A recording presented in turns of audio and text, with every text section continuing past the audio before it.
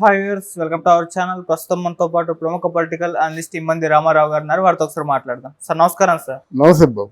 Sir Vallabhaneni Vamsi ఏ క్షణమైనా arrest అవ్వడం ఖాయం అంటున్నారు. సార్ ఆయన కోసం 3 బృందాలుగా పోలీసులు అంటే సెర్చ్ చేయడం మొదలు పెట్టేశారంట. అయితే ఈ నేపథ్యంలో అరెస్టు భయం చుట్టుకొని ఆయన అమెరికా పారిపోయే ప్రయత్నాలు చేస్తున్నారని వార్తలు వస్తున్నాయి. అమెరికా పారిపోయాడని చెప్పేసి కూడా వార్తలు వస్తున్నాయి. ఏ రకంగానూ ఆయన అయితే ప్రజెంట్ అజ్ఞాతంలో ఉన్నాడంట. సార్ మరి మీరేం చెప్తారు? అసలు ఏ కేసుకు సంబంధించి అరెస్ట్ చేయబోతున్నారు? మరి అరెస్ట్ అవ్వడం ఖాయం అంట, మీ ఒపీనియన్స్? వీళ్ళకి అరెస్టులు తప్పు అండి. This is being decided.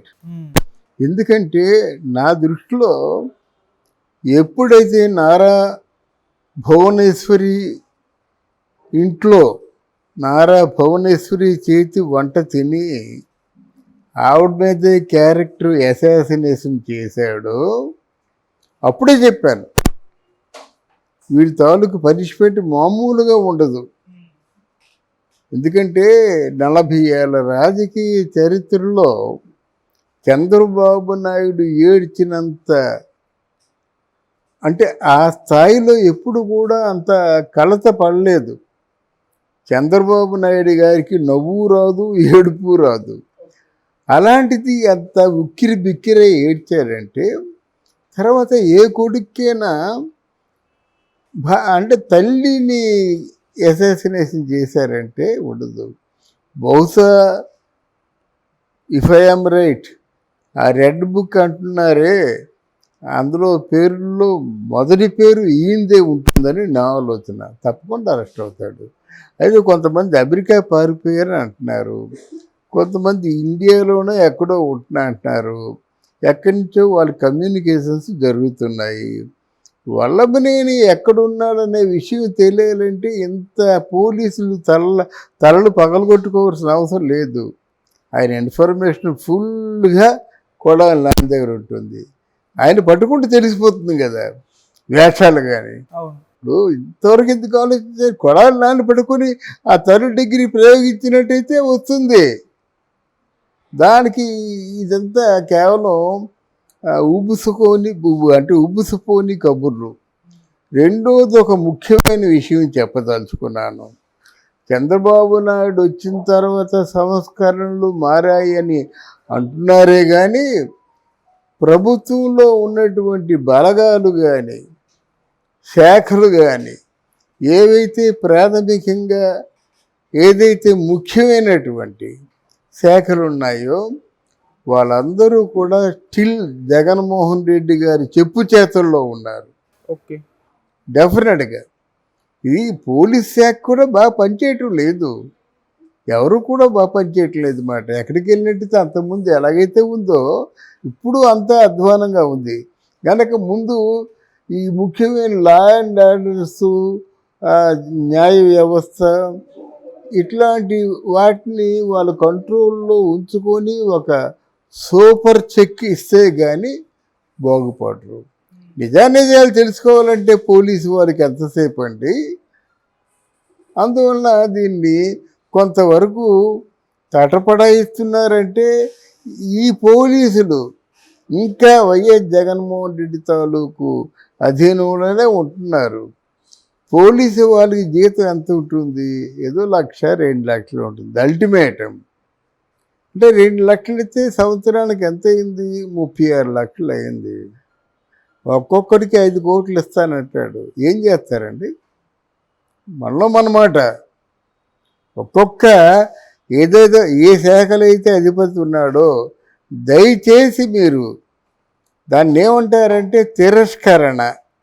ఈ ప్రభుత్వానికి తిరస్కరణ చేసినట్టయితే, ఎదురెళ్ళినట్టయితే, ఈ ప్రభుత్వాన్ని బదనాం చేసినట్టయితే మీకు ఇంత ఇస్తాను ప్యాకేజీ. అటువంటి విషయాల్లో కూడా ఈ జగన్మోహన్ రెడ్డి చాలా సిద్ధహస్తుడు. మళ్ళీ అందుకే మగాడు అనిపించుకొని ముందుకు వస్తున్నాడు. ముందు ఎక్కడ మూలాల్ని పడగొట్టాలి. జగన్మోహన్ రెడ్డి అంటూ లేకపోయినట్టయితే మళ్ళీ ఇదంతా ఈ యంత్రాంగం అంతా ఇలా ఉండదు. ఆయన ఉన్నాడు, మొత్తం ప్రభుత్వంలో ఉన్న అధికారులను మేనేజ్ చేస్తున్నాడు. పడగొట్టేస్తానంటున్నాడు. రకరకాలుగా మాట్లాడుతున్నాడు అన్నమాట.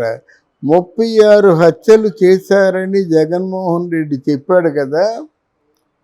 ఒకవేళ అవసరమైతే 36 హత్యలు చేసినట్టు నిరూపించగలడు. ఇది నేను చాలా ఆవేశంతో చెప్తున్నమాట. ఆయన ఏం చేయగలడు చేయగలడు. అప్పుడేదో ప్రిపేర్డ్గా లేక వెళ్ళిపోయాడు, తెల్లమొహం వేశాడు. కానీ ఈ 45 రోజుల్లో 36 హత్యలు చేశాడనే విషయాన్ని ఆయన రుజువు చేయగలడు. అరే 43,000 కోట్లకి వాళ్ళు పూర్తిగా కన్ఫర్మ్ అయిపోయింది.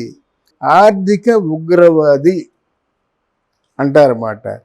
ఆర్థిక ఉగ్రవాదిగా ఒకసారి సిబిసిఐడి కన్ఫర్మ్ చేసిన తర్వాత ఏదో చిన్న అడ్డు వచ్చిందని ఇప్పటికి 5 సంవత్సరాలు బట్టి వాయిదాలకు వెళ్లకుండా మేనేజ్ చేయగలిగే శక్తి ఉన్నప్పుడు ఈ మాత్రం మేనేజ్ చేయలేడా? మరి ఈ చంద్రబాబు నాయుడు తాలూకు తెలివితేటలు, మన పవన్ కళ్యాణ్ తాలూకు మేధస్సు ఎన్ని ఏమైపోయాయో నాకు తెలియటం లేదు. కానీ పట్టుకోవాలంటే చాలా తేలిగ్గా పట్టుకోవాలి. సో ఇప్పుడు మరి అంటే దీన్ని వాళ్ళైతే కక్షపూరితంగానే వ్యవహరిస్తున్నారు టీడీపీ వాళ్ళు మా పట్ల అని చెప్పేసి వాళ్ళు వైసీపీ వాళ్ళ వర్షన్ అయితే వాళ్ళు అంటారండి. అలాగే అనకపోతే ఎలాగవుతుందండి? వాళ్ళు అనాలి. అనమని కూడా ఈయనే చెప్తాడు. కక్షపూర్తిగా వ్యవహరించడానికి ఫర్దర్గా మీకు ఏ పరిపాలనతో సంబంధం లేకుండా ఉంటే కక్షపూర్తిగా వ్యవహరిస్తారు. వాళ్ళకి టైం దొరుకుద్ది. ఎవరిని మూసేద్దామా, ఎవరిని వేసేద్దామా, ఎవరిని కొట్టేద్దామా, ఎవరిని తిట్టేద్దామని. ఇది అలా కాదు కదా. కోమా స్టేజీలో ఉన్నటువంటి ప్రభుత్వాన్ని నిలబెట్టారు. రేపంతా అంధకార బందరం అనుకుంటున్నటువంటి ప్రజల్లో ఒక ఆశని కల్పించారు. ఇక్కడో అక్కడో ఎక్కడో ఒక చోట ఏదో అధికారికంగా పనులు సాగుతున్నాయి. దీన్ని పట్టుకొని ఇన్ని రకాలుగా వ్యాఖ్యానాలు చేయడం ఎంతవరకైనా న్యాయమా? తర్వాత ఏంటంటే ఇప్పుడు తెలుగుదేశం పార్టీ వాళ్ళు చేస్తున్న పొరపాటు కూడా ఏమిటంటే వాళ్ళు తప్పు చేయనప్పుడు ఎవరికి కూడా స్పందించవలసిన అవసరం లేదు. ఎందుకు స్పందించాలండి? మీ పని మీరు చేసిపోండి. మీకు నెలలా కూడా ఈ నెల మేము ఏం చేస్తాము అని మీ అభివృద్ధి కార్యక్రమాలు అందరికి కూడా తెలియజేయండి. అందరికి ప్రజల్లోకి వెళ్ళేలా చేయండి. అంతేగాని కొంతవరకు అసమర్థ ప్రభుత్వం అనుకుంటారు జనం అని చెప్పక తప్పదు.